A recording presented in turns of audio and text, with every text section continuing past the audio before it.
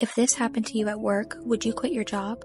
One day, a janitor at a hospital in Indonesia was working the night shift alone. Understandably, the part of the hospital he hated cleaning the most, especially at night, was the morgue. But he went in at night, finished cleaning, but felt like someone was watching him. He thought he must have been psyching himself out. When he finished cleaning, he went outside, and suddenly the electricity shut off. He then heard the sound of a woman crying. This is when he started to feel scared, but he could have never guessed what crying sound was coming from. The last room he was meant to clean was one of the operating rooms.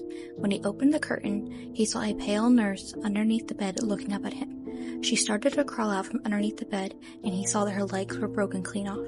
That's when he recognized her. She was a nurse who was killed a few years ago by a doctor who badly abused her and then crushed her legs so she couldn't run away. The police had found her buried in a shallow grave. As she kept dragging herself across the floor, the janitor froze.